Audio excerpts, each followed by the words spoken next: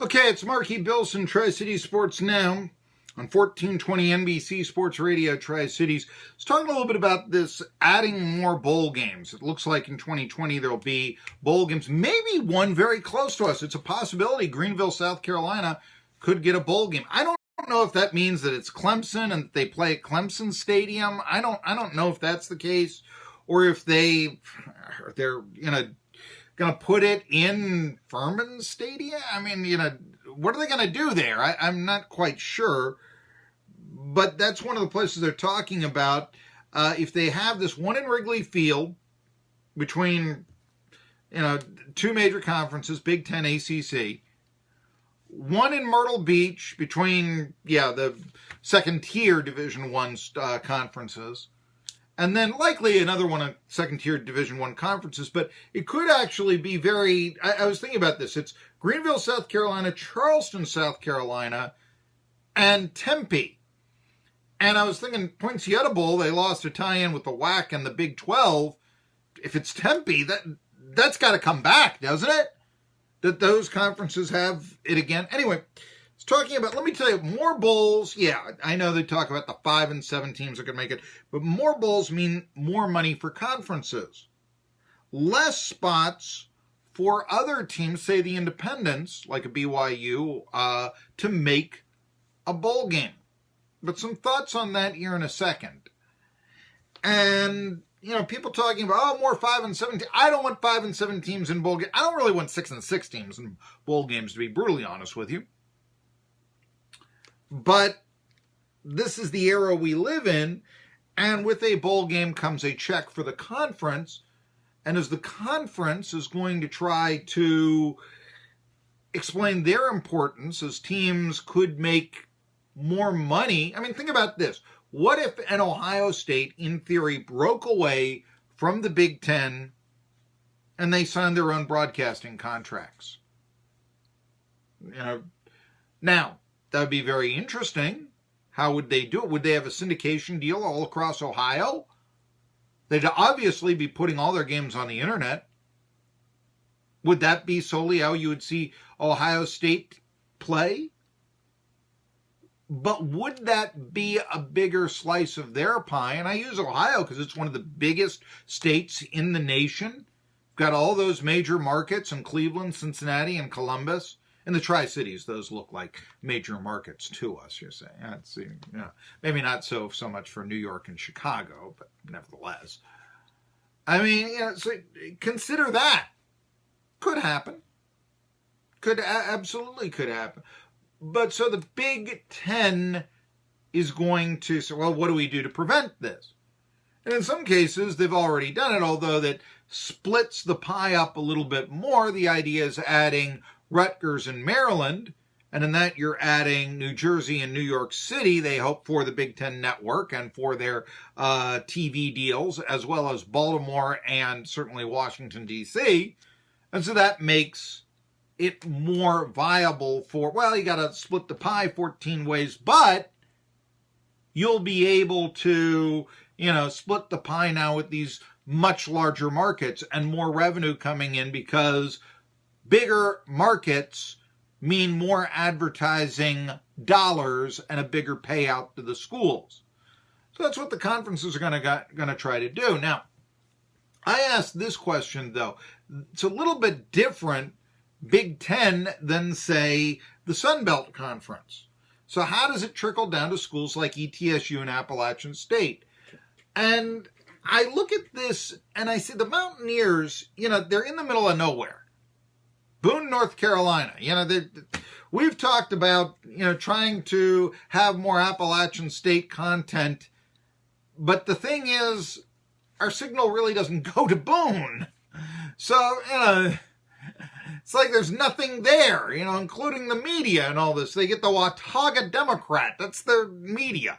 And it's a viable Division I program. But the way that television markets in North Carolina are gerrymandered, Boone, North Carolina, believe it or not, is part of the Charlotte market. And this makes Boone, North Carolina, one of the largest TV markets in the country. Okay, Charlotte isn't New York, and it's not even Detroit or Cleveland. But it's a top 30 market. Now, one beacon for the Mountaineers might be Liberty. Liberty isn't in a large market. Mountaineers are in a larger one. But the Flames are making the bold attempt at football independence. Remember, they had to leave the Big South. They didn't like that and join the Atlantic Sun Conference for basketball and the other sports. So Liberty is becoming a Baptist Notre Dame, basically. More bowl games make it that much likely that the Liberty Flames will have a postseason and exposure they can capitalize on. Now, don't you think Liberty could draw more fans to a neutral site bowl game than a typical MAC or Conference USA team could, especially with all their online students from all over the country? And Appalachian State could conceivably then take advantage of its gerrymandered location in the Charlotte TV market, bring in more revenue on its own than a member of the Sun Belt. I haven't done a study, but I'm saying theoretically, yeah. I mean, what's the Sun Belt? Meanwhile, we're in top 30 market. And what's football in North Carolina? I mean, what's the best football program in the state of North Carolina? NC State, year in and year out? Appalachian State's got to feel like, you know what, we could compete with that. Now, let's just say Appalachian State, then they pull out of the Sun, but we're going to have our own TV deal. We're going to have our own broadcasting deal for our football program and be on the internet. We're going to take advantage of being a top 30 in a top 30 market. Now, you might never make it to the NCAA men's basketball tournament again. Of course, Mountaineers haven't made it that much over the years. But then again, that might be only until the Big Five conferences break away from the NCAA. Hey, we're still in the NCAA here, right? You know? Perhaps it could allow Appalachian State gerrymandered in, forever how long that continues, gerrymandered into the Charlotte TV market to say to one of the major conferences, hey, you know what? We're Charlotte. We're not really, but we're part of that. We're part of that cable package you'll get. So football independence might be more attractive for Mountaineers fans because then Appalachian State could go to a variety of bowls, or rather than just going into the Dollar General Bowl or whatever bad bowls in Alabama, which is what they've been doing with the Sun Belt. Not enough teams win 6 games that are bowl eligible for the tie-ins? Hey, Appalachian State will go wherever, right? Or Mountaineers could make their own bowl tie-in. Brigham Young's done this with the Hawaii Bowl. Hey, win 6 games, we're going to Hawaii. All right, not a bad trip. A little more practical for BYU, I think, than Appalachian State, but you get what I'm saying. Could Appalachian State play a more formidable schedule as an independent? Look at BYU as an independent. They're playing California, Wisconsin, Washington, Boise State, and Arizona, and Utah this season. Next year they'll play Tennessee and Southern California, along with the Huskies and the Broncos. They couldn't do this in the Mountain West Conference. Now, ETSU Athletic Director Scott Carter says he's comfortable with ETSU in the Southern Conference. Didn't really have the ambitions that former rivals like Davidson and Marshall had, which, I always say it'd be nice if the Buccaneers were more proactive. I mean, look at Davidson. They're in a 2-bid league now in the NCAA tournament. But if a bowl game is given to Charleston, South Carolina, let me ask you about this. Could the Citadel, realizing it's never in the lot for them to compete in basketball, they've never made the NCAAs, could they make a bold attempt at the FBS and make the Charleston Bowl their own, like how Navy has done with the Military Bowl?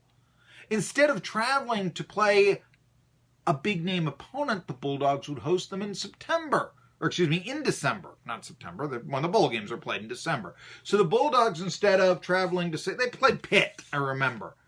Pitt went to the Military Bowl at Navy. Well, now maybe they go to Charleston for their bowl game, that sort of thing.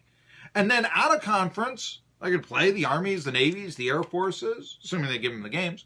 Citadel made the FCS playoffs last 2 years, beat the Gamecocks in 2016, South Carolina. From 1988 to 92, the Citadel beat 6 Division 1A, now FBS, foes in 5 years. Bulldogs led the SoCon in football attendance. It is possible what I'm talking about if Charleston gets a bowl. At this point, VMI's got to become proactive in their athletic department. And if they don't, it's not like putting air conditioning in the barracks would help a lot. Then it's time for the Keydets to either shape up or drop down as they did in 2003 from the SoCon to the Big South. And if this were to happen without those two service academies holding SoCon basketball down, if the Citadel would become FBS, align themselves with a potential Charleston Bowl, which evidently, they're going to have, and then VMI, you don't have to have them carried along. Now the SoCon doesn't have the military academies that Steve Forbes talks about bringing down the conference RPI. And then the SoCon could compete to be a top 10 college basketball conference, and then possibly multiple bids for a member like ETSU. See? There's a lot, and I mean a lot more that goes with adding those 3 bowl games, and it could have a very positive trickle-down effect than just, oh boy, you get Ohio and Southern Mississippi playing each other during an NBA Christmas Day game or an NFL playoff game or something like that. The bowl games you ignore. Yeah, you do. I mean, let's face it, you do. But adding more bowl games might actually help all of college athletics. Tri-City Sports now coming back